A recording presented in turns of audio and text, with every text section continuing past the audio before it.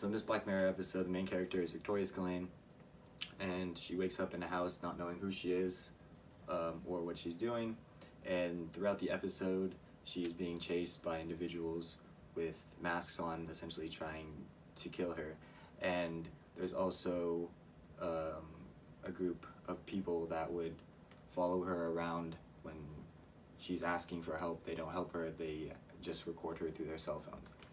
And throughout the episode, she meets a helpful guide, in a way, that told her that there is a transmitter that shuts off the cellular signals on their cellular devices and makes them act normally instead of being brainwashed. And so throughout the episode, she's trying to get to this transmitter, and once she finally does get there, that is when I picked the scene of where the symbolism, I think, comes into play the most. And a few key signifiers would be at the end where she shoots the shotgun, instead of confetti comes out instead of being blanks or basically anything else. And the confetti symbolizes basically throughout the episode it kind of being a joke or a game with her life.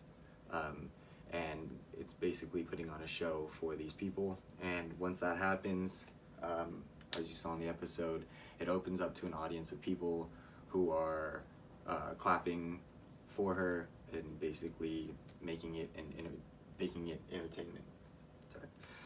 And basically making it as like an entertainment segment.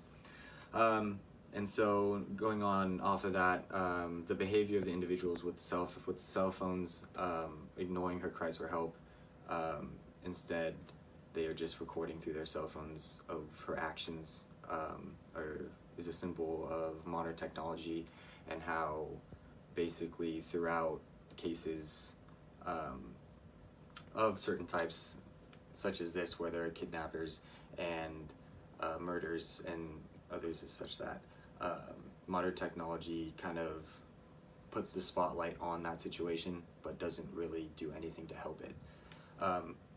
And also to briefly mention the news story at the end, Scillane is harshly ridiculed for the kidnapping of this child, whereas her husband, or her fiance rather, doesn't really get any exposure to it other than saying that he hung himself in the cell. And so Scillane is basically paying for that instead of her fiance that actually killed and tortured the child.